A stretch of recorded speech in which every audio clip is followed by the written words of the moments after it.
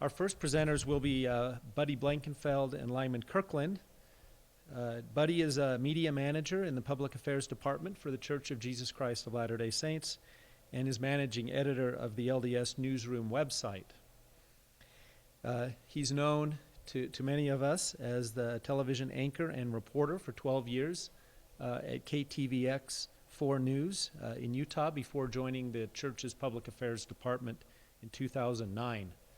He is a graduate of Brigham Young University in communications with an emphasis in broadcast journalism. So welcome, Buddy. Lyman Kirkland is a colleague of Buddy's and is a senior manager in the Public Affairs Department for the LDS Church. And he manages the LDS Newsroom website's Public Affairs Internet outreach. And he's been with the department for the past 12 years and has worked both in the Salt Lake and New York offices for the department.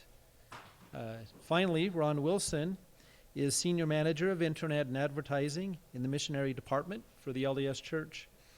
He manages the Mormon.org site and its outreach to those outside of the LDS community. He has 25 years in advertising, marketing, and product management, along with public relations. He is a graduate of Antioch University, a university that I'm familiar with and admire very much. And so we'll start with Buddy and Lyman, and then Ron, and then questions and answers. Please join me in welcoming our panelists.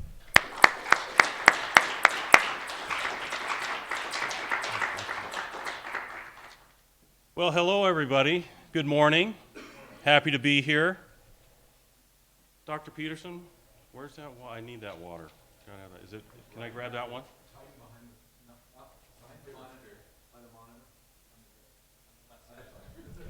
See why I went to broadcast? Okay. We're getting close to Easter. Like an Easter egg. Let's see here. All right. As was mentioned, I manage I'm the managing editor of Newsroom. Lyman is actually over new media, of which Newsroom is a part. So we're going to be talking about that today. And pardon me, I'm going to take a drink right now, if that's okay.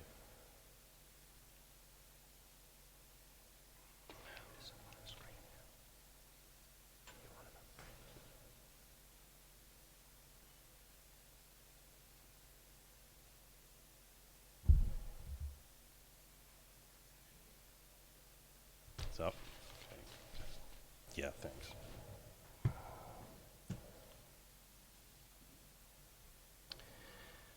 Well, Newsroom is the church's official resource for public information.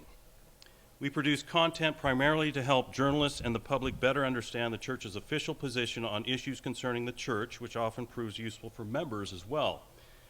Newsroom is part of a family of church websites using the internet in innovative ways. The church's media services department, family history, curriculum, and of course the missionary department are also part of that family. You'll have the pleasure of learning about the missionary department's very successful I'm a Mormon campaign from Ron Wilson in just a few minutes. To be sure, the internet and current media interest have created enormous opportunities for the church. I want to focus on how that has shaped Newsroom into an outlet that efficiently communicates accurate information to the public and the media, while at the same time allows the church more capacity to join in the public conversation. A good example of Newsroom's ability to communicate accurate information happened in 2008. Print and broadcast journalists were confusing the church with a polygamous group in El Dorado, Texas. You may recall the raid that Texas law enforcement made on the FLDS compound, Yearning for Zion, owned by the FLDS group led by Warren Jeffs. More than 400 children were taken into custody over allegations of child abuse. Video and pictures of young boys and girls being whisked away in buses were viewed around the world.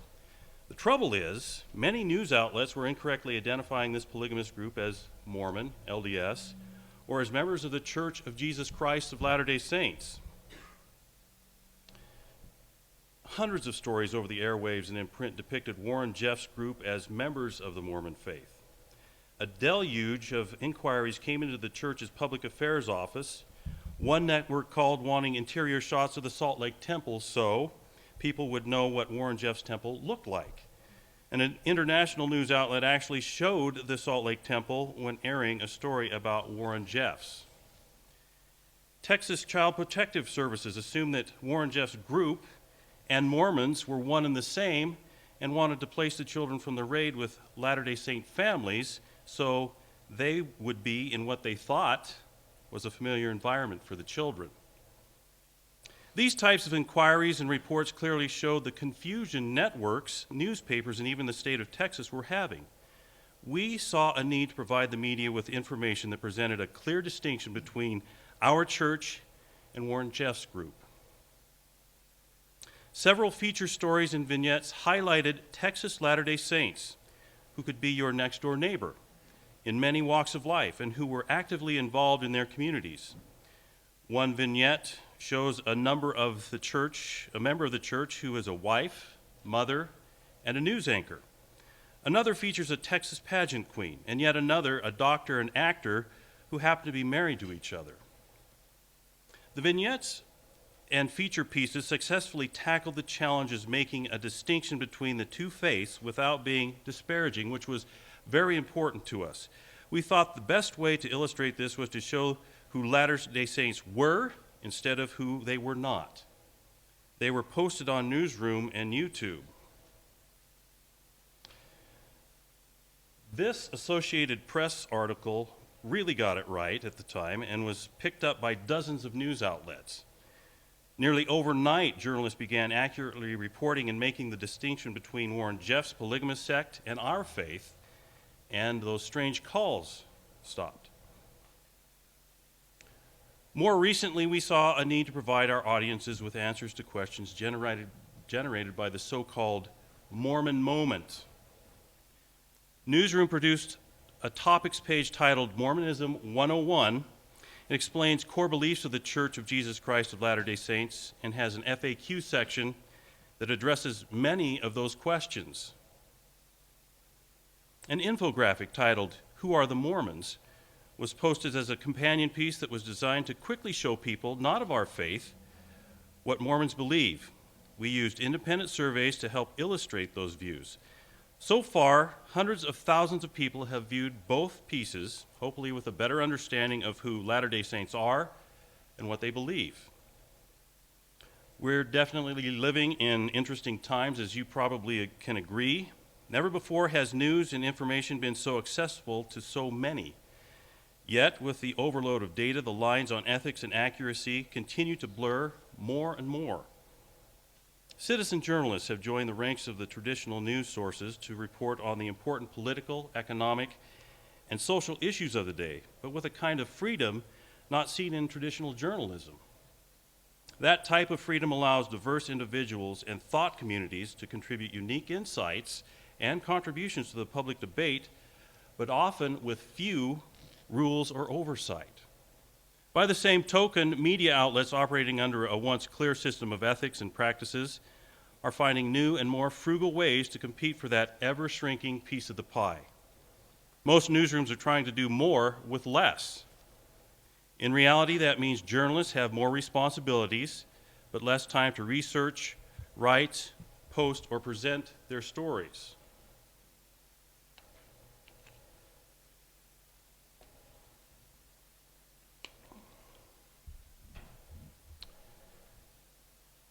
As was mentioned, I are one of those journalists, or used to be. I was an anchor and reporter for 13 years. Toward the end of that tenure, I started seeing this trend evolve. Typically, I would be assigned to cover a story a day that I would present in a live shot on an early morning newscast or evening, and would then focus on a different angle, rewrite and revoice the story for a later newscast. As the internet became a more popular source for news, I was required to write an internet version of my story and later to write my own blog. It became common to cover a couple of different stories a day with the same need to rewrite and present in different newscasts. Though the responsibilities increased, the time to accomplish them did not. I was expected to be available 24 hours a day, and my wife often joked that I had the hours of a baby doctor without the pay. One-man bands used to be how cub reporters paid their dues in beginning markets, but now it's a trend in top news markets. Many reporters are now required to shoot, tweet, and post stories online from the field, plus the rest of those responsibilities I talked about. And print journalists familiar with challenges face similar challenges, less resources and less time to put together a story. We understand these new limitations and deadlines for journalists and why we strive to have pertinent information up, accurate, and easily accessed on our site. Newsroom is easy to navigate. The latest news releases are accessible from the front page. Journalists under deadline can quickly get answers to common questions about the church on our topics and background pages, and statistics are found on our facts and stats pages. I know from my own experience this would have really come in handy and been a huge difference to have this type of resource devoted to media when breaking down difficult issue-oriented stories under a deadline. In 2007, Elder M. Russell Ballard of the Quorum of the 12 Apostles encouraged members to participate in blogs, Facebook, and Twitter. He asked Latter-day Saints to help shape the public identity of the church by sharing and explaining their faith online.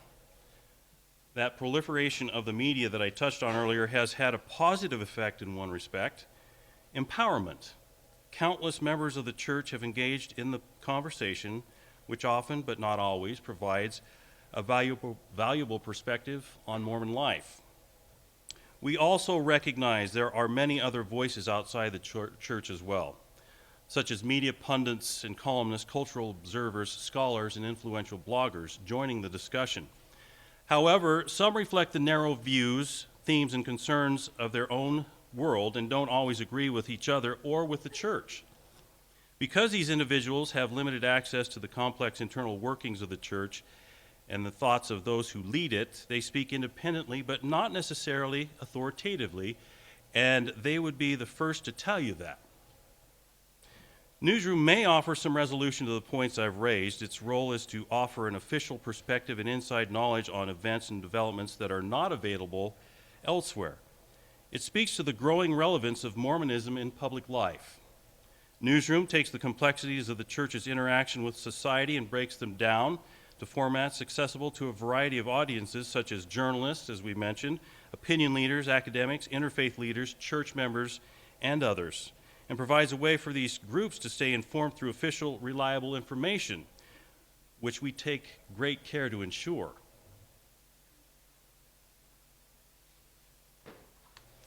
Newsroom provides another important platform for church leaders to occasionally highlight public initiatives, declare public positions, and emphasize church messages specifically oriented to the general public rather than church members alone.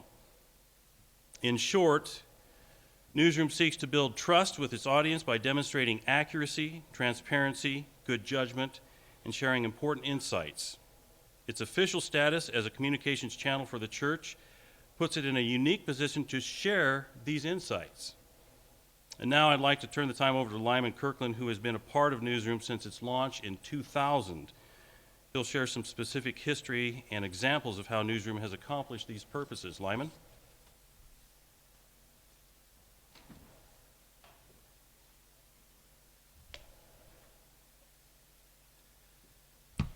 It's always difficult to follow a broadcast voice like that, but I'll do my best. It is a pleasure to be here to talk to you a little bit about Newsroom, and I'll walk you through a brief history and some specific examples. Buddy referred to Newsroom as an official voice, and it is just that. A line of text at the top of the page refers to Newsroom as the official resource for news media, opinion leaders, and the public. So what is the relationship between Newsroom and church leaders, and what are the checks and balances to ensure that what is on Newsroom is really official? The Public Affairs Department, like all church departments, works under the direction of church leaders. In the case of public affairs, supervision of the department falls under the first presidency, but on a day-to-day basis, oversight comes from 2 assigned members of the 12. 2 members of the presidency of the 70, the presiding bishop, and the church's general council. This provides a wealth of experience and helps ensure that the department is always reflective of the voice of church leadership. Because senior staff of the department are interacting multiple times a day with church leadership, we are very attuned to the church policies and internal discussions and are careful to reflect those in whatever is posted on Newsroom. As with anything that's published by the church, Newsroom is also correlated, and everything goes through that process before we hit the publish button. This is a useful backup to ensure that we don't make mistakes, especially in relation to church doctrine. Now just a little bit of history on Newsroom. Newsroom first launched in 2000 as primarily a site to help prepare for the 2002 Olympic Winter Games. At that time we expected a lot of news coverage from journalists, and thousands of journalists were calling the church asking for information about it. These were primarily sports journalists who were coming to cover the Olympics, but had also been assigned to write about the church while they were in Salt Lake City. So this site early on was essentially a resource for journalists to find ideas of what to write about, to learn the basics of the faith, and to learn about our doctrine. We prepared on this site 100 story ideas that included story text, photos, and videos, and that illustrated various aspects of the church. And again, many of these journalists knew very little about the church, and this information was helpful to them and helpful to the millions of people who read their stories and learned about the church through the lens of the Olympic Games at that time. Following the Olympics, we launched another version of Newsroom in 2003, and at this time, this version became more focused on posting news releases and church statements.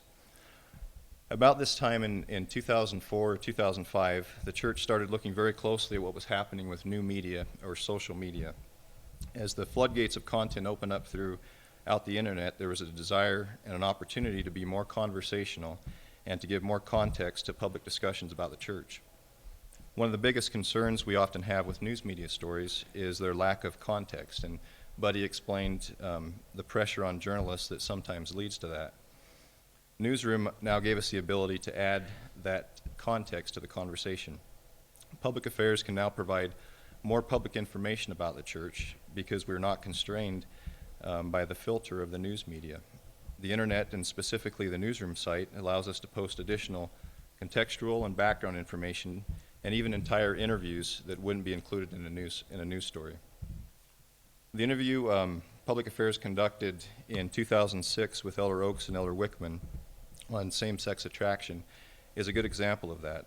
The church wanted to provide an extensive interview on that subject to help readers understand the church's approach to the issue. A news story would have reduced that interview to a few quotes or sound bites, but we were able to provide 15 single-spaced pages on Newsroom of comments by church leaders addressing that one issue. So one of the ways the site was changing at that time was to provide more context, and also, instead of just being a resource for news media, to become an actual news source in itself. And Newsroom has become that more and more. The latest 2 iterations of Newsroom were launched in 2006 and then in the end of 2010. In these versions, there was even a greater focus on conversation and context. We added a new section sometime during that time called commentary, actually kind of a new type of content. And these were thoughtful pieces with titles such as Approaching Mormon Doctrine, Approaching Mormon History, The Grand Enterprise of Mormonism, and Publicizing Good Works, and recently an extensive series on religious freedom, as well as many, many more, dozens of pieces that have been posted. These commentary pieces are meant to provide background and context to journalists and the public, as well as church members, to help them better understand the church. Approaching Mormon Doctrine, for example, explains to journalists that the doctrinal tenets of any religion are best understood within a broad context and a thoughtful analysis is required to understand them. News reporters, pressed by daily deadlines, often find that problematic. The piece goes on to outline 5 or 6 principles that journalists should understand when they are writing about church doctrine. This is very helpful to journalists and bloggers writing about the church who know very little about our doctrine and have no starting point as they begin writing, or have been giving a starting point of some obscure or even false doctrine or belief. A commentary called The Mormon Ethic of Civility was posted in 2009 and was meant to foster Christ-like interactions in the public discourse. It explains that Latter-day Saint ethical life requires members to treat their neighbors with respect, regardless of the situation. Behavior in a religious setting should be consistent with behavior in a secular setting. The Church hopes that our democratic system will facilitate kinder and more reasoned exchanges among fellow Americans than we are now seeing. A further commentary called Publicizing Good Works attempts to address why we do or do not publicize humanitarian aid efforts. You can view it in the light of 2 scriptures, one that says not to do your good works before men, and the other that says, let your light so shine that men may see your good works and glorify your Father which is in heaven. We tell the story in this commentary of a luncheon we had with some Haitian journalists. This was prior to the Haiti earthquake. And they questioned why we didn't talk more about our humanitarian aid efforts. And they said if the church would do that more, it would encourage others, it would create awareness of some of the needs that are out there and encourage others to give as well. So this commentary is meant to explain our thinking when we do or do not publicize our humanitarian efforts. In this era of conversation and transparency, it's often helpful to explain the purpose behind communication as well as just communicating. It may surprise some of you to know that we've been questioned at times when we report the status of missionaries following a disaster or a catastrophe. Some view it as insensitive to report that missionaries are safe when others have been affected or perished. I was living and working in Manhattan at the time of 9/11, and this was the case then. Families were calling and anxious for information about their missionaries. So this commentary addresses why we often need to do that. And it says, journalists in the Intermountain West in the United States in particular know that many of their reading or viewing audience are members of the church. Their parents, siblings, friends, and others want to know immediately the status of church members and their missionary sons and daughters following a tragic event or catastrophe. At the same time, the Newsroom website is directed primarily to the general public and opinion leaders rather than church members, and highlighting any particular segment of a population when such a devastating event strikes might appear to those who are not Latter-day Saints as insensitive. So we have to balance sometimes between multiple audiences on Newsroom. These examples show how having a conversational platform helps us give context to our communication efforts. Commentaries stand out by how they give an official church angle on current public issues or misunderstandings. These commentary pieces, unlike brief statements, are meant to and have provided the media, bloggers, and others with a more in-depth understanding of issues. They are meant to start discussions on issues the church feels should be stressed, with an official voice from the church as a starting point, and we've seen that happen many times as well. While in public affairs our primary audience is the news media and other opinion leaders, we also provide church members with information and context that helps them answer the questions they are being asked and helps them understand the church's public role. This is becoming more of an emphasis as church members also have their own communication channels through social media. When HBO's Big Love series planned to air an episode that showed parts of temple ceremonies viewed as sacred to church members, the church used Newsroom to put that situation and others like it into context.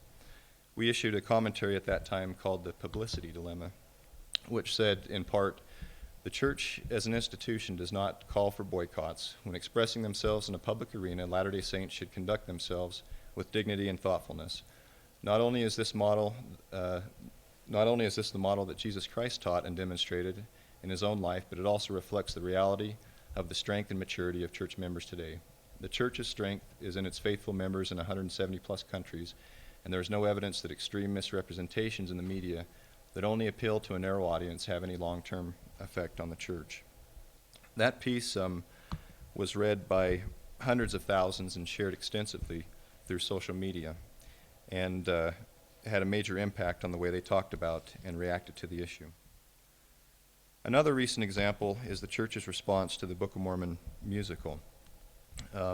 Prior to the production showing, or actually during the previews, we released a statement on Newsroom upon request from the news media, which said the production may attempt to entertain audiences for an evening, but the Book of Mormon as a volume of Scripture will change people's lives forever by bringing them closer to Christ.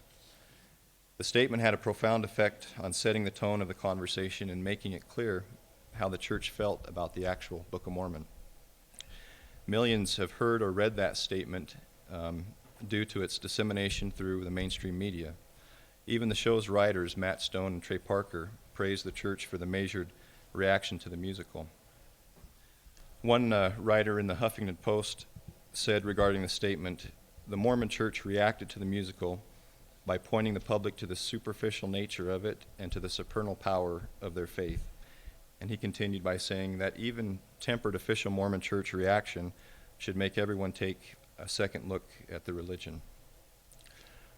The point is that the statement helped the public understand how we truly feel about the Book of Mormon and the long-term approach we take when viewing media attention. Again, the official response from the church was, church helped to set the tone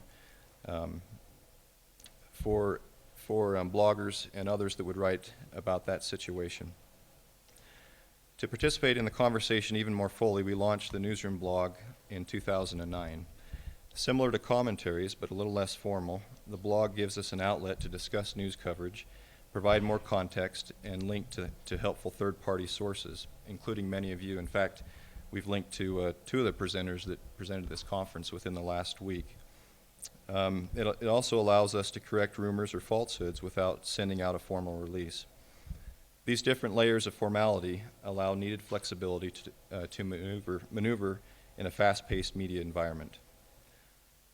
In addition to what we're doing on Newsroom, we're also utilizing social media and new media channels that are available. We're, of course, using Twitter, Facebook, and YouTube, and then also recently Google+. I have to mention that we were actually on Twitter quite early. In 2007, we launched the Newsroom Twitter account, which was one of the first million accounts on Twitter. We have some limited conversations on those channels and would like to do more, but unlike all of you, we operate under the church's name, so we're reserved in what we can say and do. Additionally, Mike Otterson, the Managing Director of Public Affairs, has been blogging for some time on the Washington Post's On Faith blog.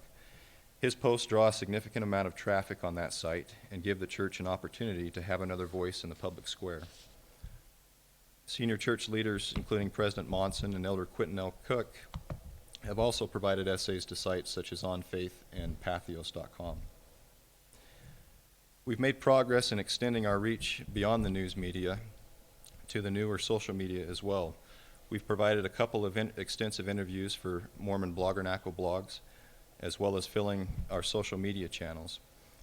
We also comment on blogs at times where appropriate.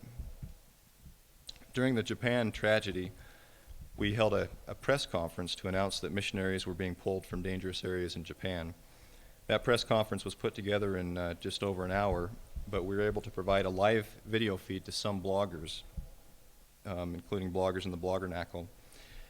We would have posted that live feed on Newsroom, but we had some bandwidth concerns. That feed and our live tweeting of it enabled bloggers to listen into the press conference just as the news media did, and to tweet about it as it was happening. We hope to do a lot more of that in the future, because we feel it's important to inform the social media as well as the mainstream media of those types of breaking news events. Providing social media with information, as Elder Ballard stated in 2007, helps the wider public better understand the church from the standpoint of Latter-day Saints, and it's been great to see those conversations happening throughout many different social media channels. So, appreciate your time, and hope this gives you a better understanding of Newsroom and its position in the public conversation regarding the church. Now hear from Ron Wilson about the I'm a Mormon campaign.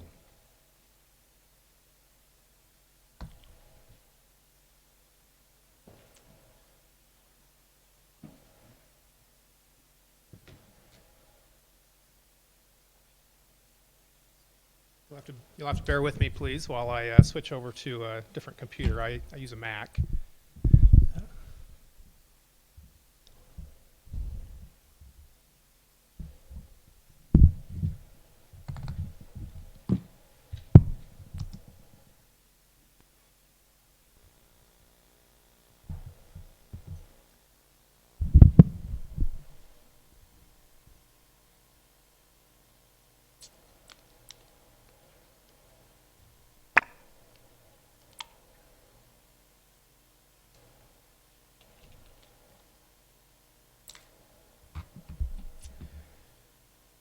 Can you hear me okay in the back? Am I close enough to the microphone?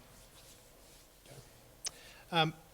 I'm excited to be here today to talk to you briefly about Mormon.org.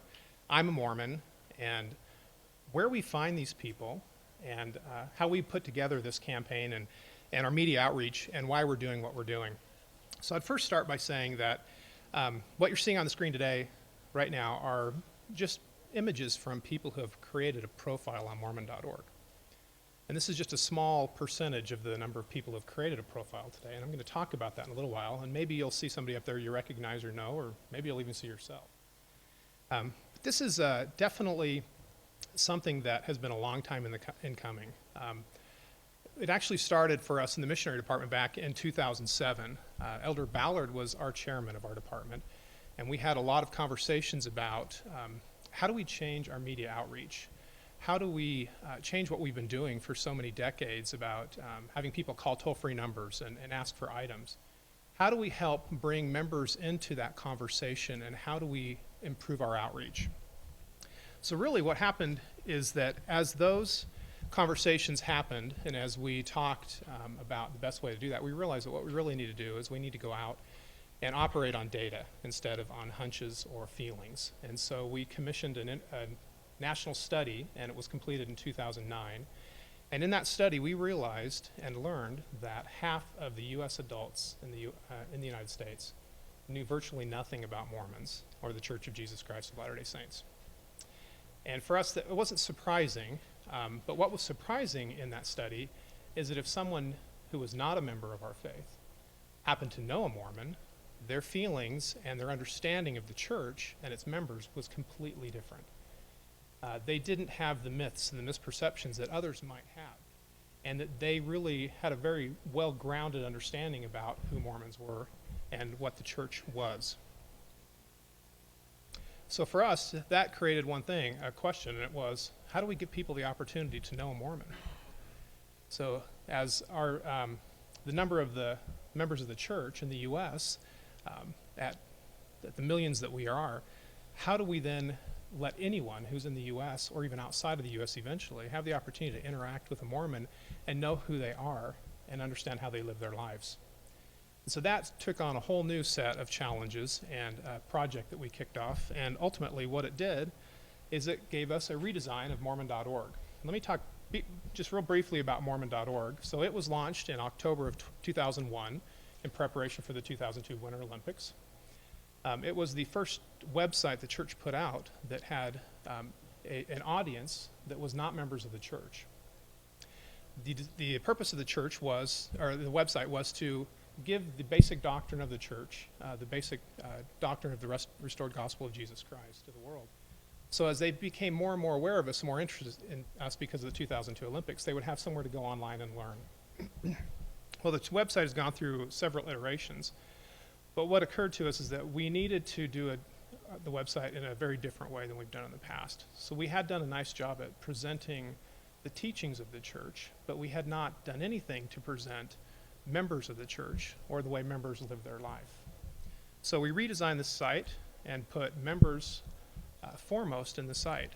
So for those of you who have been, I'll apologize because this will be a little bit of a review. For others, it may be absolutely new information. But on Mormon.org, we have several main sections.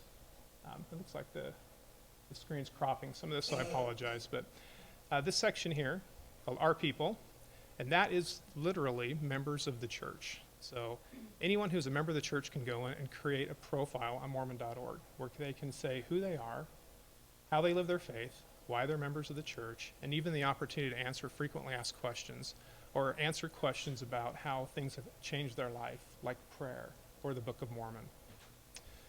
We also then have a section called Our Values.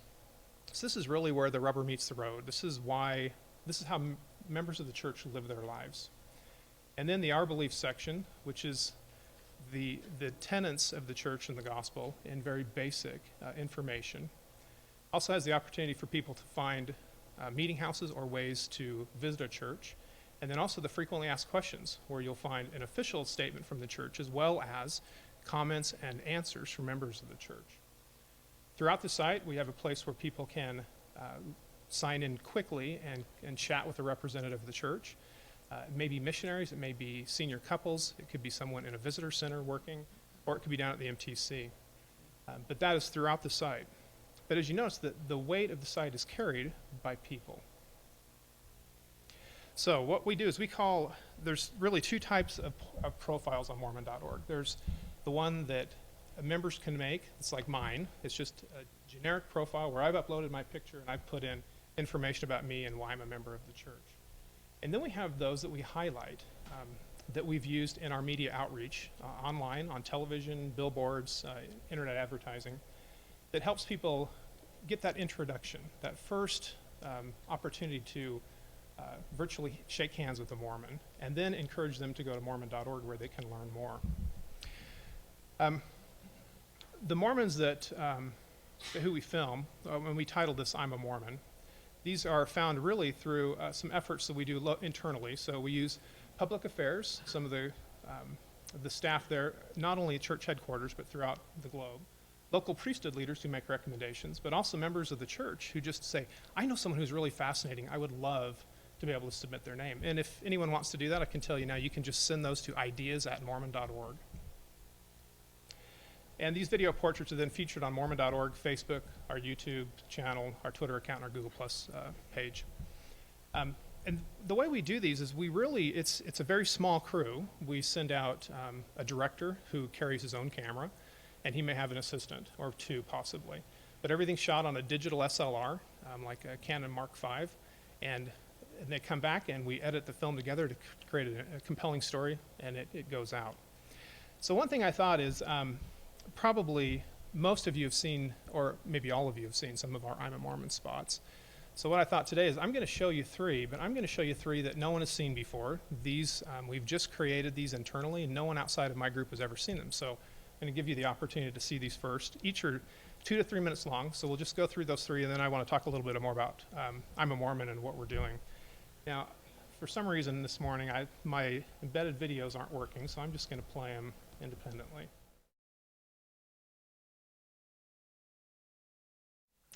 So as you can see, we've definitely been getting attention as members of the church, and what we would encourage you to do is just be part of the conversation, and most of you are doing that online now.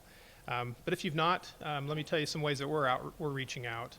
You can come to our Facebook page, just search for Mormon, you'll find it. We're on YouTube, it's where you can find all of the video portraits we've done. You can share them from there. So far we have 91 that are up so far, and that's in the first 18 months. We have many more coming. We're actually in Russia filming in the next couple of weeks. We've been across Europe. We're going back. We've been in Hong Kong. We'll continue to do more portraits of members of the church. You can also follow us on Twitter and also Google Plus if you're using that. Thank you.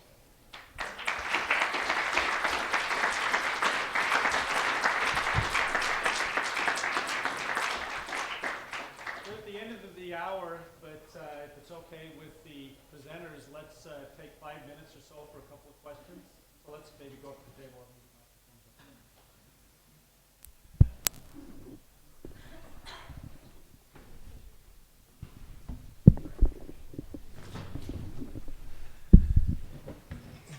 I want everybody to notice how I'm dressed compared to these guys.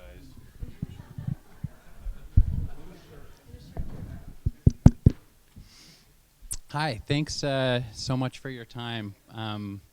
Is this on? Yeah. Okay. One of the things that I noticed was said a number of times was that the church newsroom is to help people understand the church's official position, and so, which I really appreciate. My question is, for Mormons, since the newsroom is some ways out-facing as well as in-facing, what is it when Mormons kind of have a definition of what church doctrine is, kind of coming over the pulpit or coming with signatures from the brethren? I noticed that there are official statements that'll be made, even labeled as such, on the church newsroom. One example is the clarification on blacks in the priesthood and knowing or not knowing reasons for that. In situations like that, what should Mormons, what should believers think as far as hearing something from the newsroom versus hearing something that is signed by members of the first quorum of the 12 and that kind of stuff? As you mentioned, newsroom, we often post statements from the First Presidency. For example, a few weeks ago, there's a First Presidency letter, and we linked to that on Newsroom. Newsroom is the official, is an official site, so everything there is official. We don't really get into describing, okay, what is doctrine and what is not doctrine, but beyond just a general, it's the official, it's an official voice of the church, and everything there, as I explained, is approved to be posted. You can rely on it being official, but I couldn't delineate as far as doctrine versus non-doctrine, because most, a lot of what we talk about on Newsroom is the church's involvement in the public, and not so much doctrinal issues, although sometimes it spills over into that as well. So I know it's not a conclusive answer, but the bottom line is that it's, everything there is official and from the church. So that's the best way I can describe it. Is this on? Is it on? Can you guys hear me? This is a tricky question, but when I think about the values the church imbued in me, it was to let your light so shine and to do good works. And I believe that when you show that on these campaigns, it's sincere. I believe that Mormonism has incredible people. I also think the church has taught me that when I've made a mistake, I should be open and public about it. Or not open and public, but I should repent for it, or I should make it right. And I know it's a tricky balance. And I'm just wondering how you guys in PR think about not just showing the wonderful, true, positive aspects of Mormonism, but if it's ever even in your roadmap to consider acknowledging when the church might make a mistake or apologizing, and maybe you do this, I don't know, but I'm just curious if you guys think about that or talk about that, or if the intent is only to show the most positive. Do you ever think about also acknowledging mistakes or problems? I think it's a good question. I think one, a good example is the material the church published a few years back regarding Mountain Meadows on Newsroom, and also the book, and also the event that was held on the site too. I think that gets at what you're asking there. So. Okay, sort of a two-parter. I'm going to cheat. So first of all, I noticed with the Newsroom you talked about the people who kind of supervise it. I think you mentioned members of the Quorum of the 12, 70, presiding bishop. Is there any input or oversight from women in the church, from Relief Society, young women, primary, general women in the church, or is it? I mean, a lot of my best friends are North American white males, and I happen to be one. But is there any diversity there in the oversight? And the second question is regarding the I'm a Mormon campaign. What's the relationship with the church's missionary effort? Because if we're just like everybody else, why does anybody need to be Mormon? On your first question, there are a lot of women on our staff that have a lot of input into what goes on Newsroom, significant input. So that's definitely a consideration. Does the General Relief Society have anything to do with it? We just, let's see, a couple months ago we put up a extensive piece on the new Relief Society book, Daughters in Our Kingdom, and that was, obviously for that they had extensive involvement, and there's other times as well, I know, for some welfare and humanitarian related releases as well. So. I need to move this or move myself. Can you hear me? I'll come in closer. Okay. So to answer your question, it's an interesting question, and it's one that we had to really think through, because you're right. Is if we make ourselves look like everyone else, then how do we stand apart? But what we learned really is that there's many people that believe like us today, even though the churches they go to maybe don't teach that, or maybe they left a church because they couldn't find one that taught it. And because of some of the misperceptions out there about members of the church and about the church, they couldn't get past that barrier. So they thought that Mormons were people who rode bikes and rode in carts or had horns, or you name it. And we had to normalize and help them realize, look, this is who we are. I mean, there's people that we've done portraits on that are from my ward, and I live right here in northern Utah County. We are a very diverse group of people, and we need to make sure that people understand that. And so that was the approach. Well, sadly, we're out of